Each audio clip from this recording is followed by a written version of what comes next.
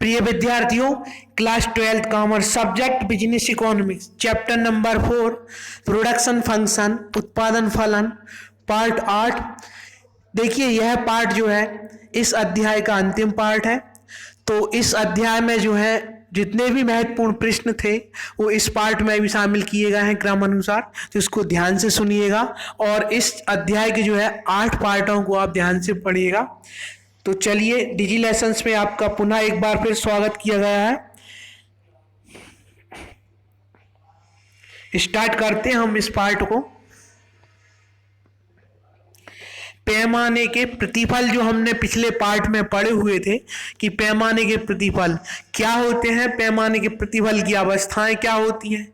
तो पैमाने के प्रतिफल आप पहले ही पढ़ चुके हैं। पैमाने के प्रतिफल स्थायी और परिवर्तनशील साधनों में दीर्घकाल में परिवर्तन या वृद्धि करने से जो भी उत्पादन प्राप्त होता है अतिरिक्त, उसको क्या कहा है, पैमाने के प्रतिफल कहा है ना। पैमाने के प्रतिफल की फिर वही की वही अवस्थाएं थी, 3 अवस्थाएं थी, बढ़ते प्रतिफल की अवस्था और स्थिर प्रतिफल की अवस्था और घटते प्रतिफल की अवस्था। अब क्या होता है कि एक फर्म जो है कार्य कर रही होती है दीर्घकाल में और उसको पैमाने के प्रतिफल जो लागू होते हैं अवस्था, 3 अवस्थाएं, तो उन अवस्थाओं को लागू होने के कारण क्या होते हैं कि उसको 3 अवस्थाओं का सामना करना होता है, वह 3 अवस्थाओं के अंतर्गत आती है। तो इसमें लिखा है पहले पैमाने के बढ़ते प्रतिफल लागू होने के कारण, अर्थात आप समझ गए हैं कि एक फर्म जो है यदि अपने स्थिर और परिवर्तनशील दोनों प्रकार के साधनों के संयोग में 20% या किसी निश्चित अनुपात में वृद्धि करती है तो उससे अधिक अनुपात में वृद्धि किस में हो जाएगी, उत्पादन की मात्रा में, मतलब उत्पादन अधिक प्राप्त होगा और साधनों में कम वृद्धि करना होगी।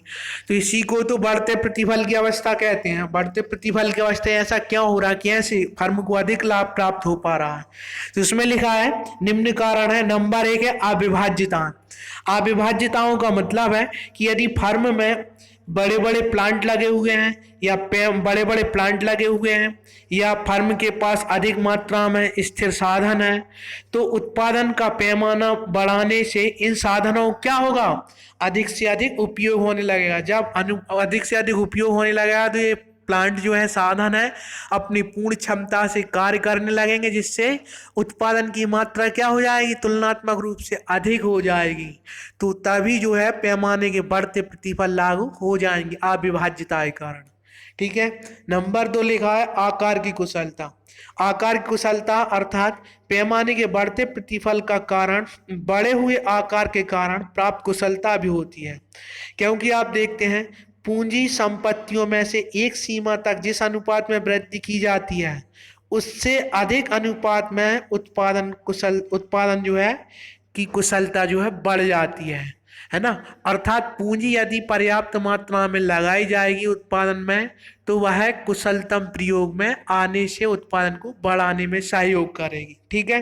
फिर इसके बाद लिखा है विशिष्टीकरण के लाभ। विशिष्टीकरण आप जानते हैं कि किसी विशेष कार्य को विशेष व्यक्ति करता है तो उससे क्या होगा, उसकी उत्पादन क्षमता बढ़ जाएगी, आउटपुट बढ़ जाएगा, उसे तो विशिष्टीकरण बोलते हैं। यदि कोई कार्य बार बार करता है कोई व्यक्ति तो उसमें उसकी दक्षता बढ़ती रहती।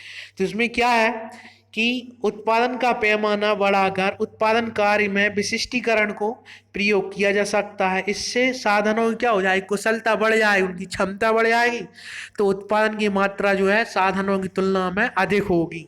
इसके साथ साथ है आंतरिक एवं बाह्य बचतें।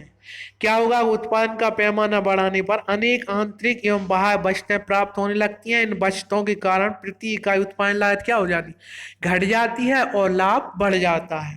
तो ये उत्पादन के लिए पैमाने के बढ़ते प्रतिफल के कारण है, जिसके कारण जो है उत्पादन अधिक मात्रा में बढ़ता है और साधनों में उसकी तुलना में कम वृद्धि करना होती है।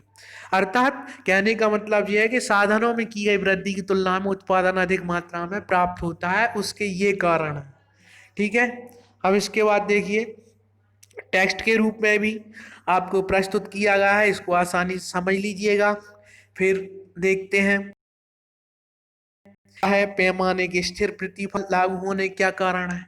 आपको पैमाने के स्थिर प्रतिफल हमने पहले ही पढ़ लिए। पैमाने के स्थिर प्रतिफल क्या होते हैं, वे होते हैं जब फर्म जो है उत्पादन बढ़ाने के लिए क्या करती है, अपने साधनों की मात्रा में परिवर्तन करती है या अपने उत्पादन के साधनों में परिवर्तन करती है, जिससे उत्पादन की मात्रा में कोई प्रभाव नहीं पड़ता, अर्थात समान अनुपात में परिवर्तन होता रहता है। यदि 10% जो है उत्पादन के साधन बढ़ाए जाते हैं तो उत्पादन की मात्रा भी 10% बढ़ती है। इससे क्या होता है, समान अनुपात में परिवर्तन होता रहता है। अब इस समान अनुपात को ही हम पैमाने के जो है स्थिर प्रतिफल के नाम से जानते हैं।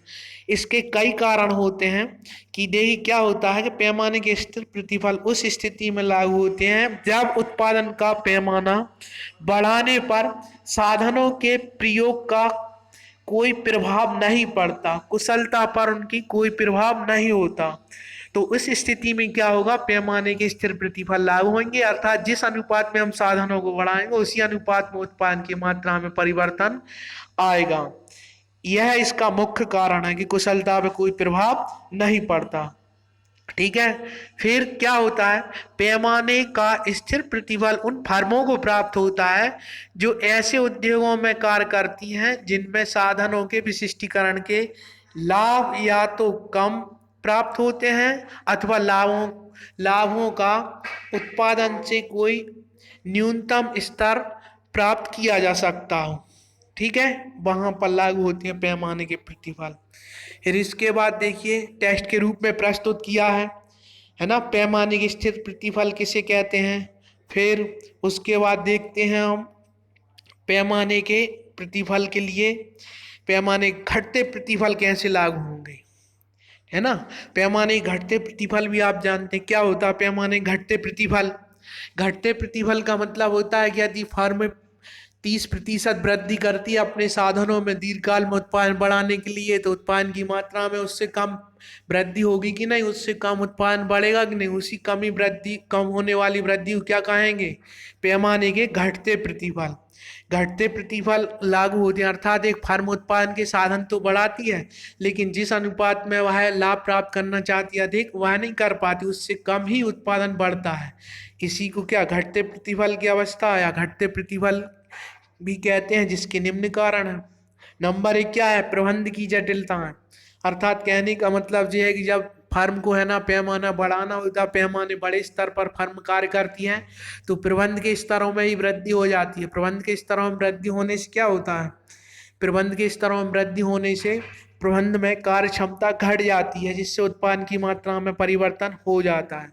फिर लिखा है पैमाने की अमितवयता, अर्थात क्या होता है कि जब एक फर्म जो है उत्पादन बढ़ाने के लिए जब पैमाने में वृद्धि करती है तो बहुत अधिक संख्या में कुछ व्यय भी बढ़ जाते हैं, जिससे पैमाने के घटते प्रतिफल का नियम क्रियाशील हो जाता।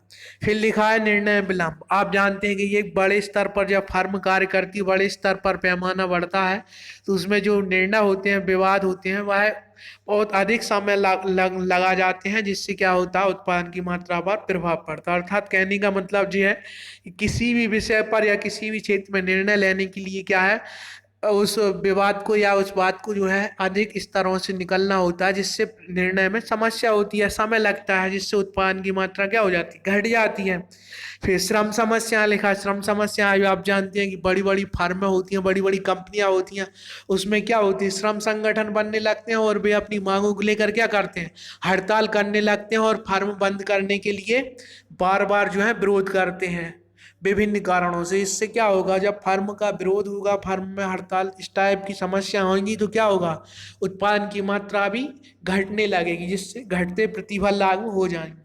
फिर लिखा है साहसी का स्थिर रहना, आप जानते हैं कि एक व्यक्ति की क्षमता निश्चित होती है। मैं आपको उदाहरण बताऊं, बहुत अच्छा बिंदु है ये कि हर साहसी की क्षमता जो है निश्चित रहती है। आप जानते हैं एक व्यक्ति यदि हमारे शहर में उत्पादन या किसी प्रकार का कार्य कर रहा है तो हम देखते हैं कि वो बहुत अधिक समय तक या अपने पूरे जीवन में एक तहसील लेवल पर ही कार्य कर रहा होता, वो अपने कार्य को जिला लेवल पर विस्तार नहीं कर पा रहा होता। या आप देखते हैं कि एक व्यक्ति जो होता है, उत्पादक होता है, या फर्म या संस्था या समिति होती है, वह समिति संस्था क्या कर रही होती है, तहसील लेवल पे अपना कार्य कर रही होती है, वह जिला लेवल पर या राज्य स्तर पर कार्य नहीं कर पाती। तो उसमें होता क्या है कि साहसी कभी कभी स्थिर होता है, तो पैमाना बढ़ाने से भी उत्पादन क्षमता पे कोई प्रभाव नहीं पड़ता। तो इसका मतलब ये है कि उत्पादन क्षमता पर कोई प्रभाव नहीं पड़ेगा, क्योंकि साहसी की जो क्षमता है वो क्या है, स्थिर है। वह एक यदि तहसील लेवल पर कार्य करने वाली क्षमता रखता है साहसी, तो वह उत्पादन पैमाना बढ़ाने से उसमें कोई अधिक लाभ नहीं कमा पाएगा या उत्पादन बढ़ाने के लिए वह सक्षम नहीं रहेगा। ये थी साहसी का स्थिर रहना। तो देखिए आप, पैमाने के घटते प्रतिफल लागू होने के ये 5 कारण थे, जिससे क्या हो रहा था कि फर्म साधनों की मात्रा में वृद्धि करती, उससे कम मात्रा में उत्पादन में वृद्धि होती है। ठीक है, अब देखिए क्या है अगला प्रश्न, जो है बहुत महत्वपूर्ण प्रश्न रहेगा आपके लिए। प्रश्न है, साधन के प्रतिफल और पैमाने के प्रतिफल में कुछ अंतर है। साधन के प्रतिफल और पैमाने के प्रतिफल में अंतर है। साधन के प्रतिफल हम वहां पर पढ़ के आए थे, परिवर्तनशील अनुपातों के नियम जो पढ़े हुए थे हमने, उन परिवर्तनशील अनुपातों के नियम को हमने कहाँ पर बोला था कि ये साधन के प्रतिफल है।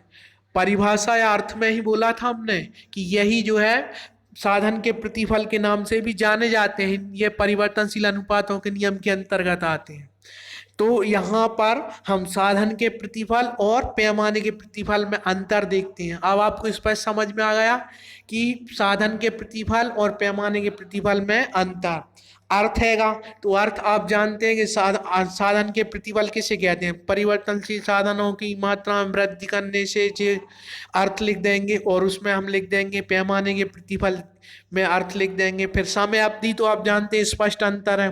साधन के प्रतिफल का किस समय अवधि से संबंध है, अल्पकाल से, जबकि पैमाने के प्रतिफल का संबंध किससे है, दीर्घकाल से है या अधिक समय अवधि से है। फिर अनुपात है, इसमें लिखा है साधन अनुपात, तो साधन के प्रतिफल में क्या अनुपात रहता है, कुछ साधन स्थिर रहते हैं लेकिन कुछ साधन परिवर्तनशील रहते हैं। उसमें क्या होगा, पैमाने के प्रतिफल में सभी साधनों में स्थिर और परिवर्तनशील समान अनुपात में या विभिन्न प्रकार के अनुपात में परिवर्तन किया जा सकता है। उत्पादन का पैमाना, साधन के प्रतिफल से उत्पादन के पैमाने में जो वृद्धि हुई, साधन के प्रतिफल और पैमाने के प्रतिफल से वृद्धि होगी, वो पैमाने के प्रतिफल कहेंगे।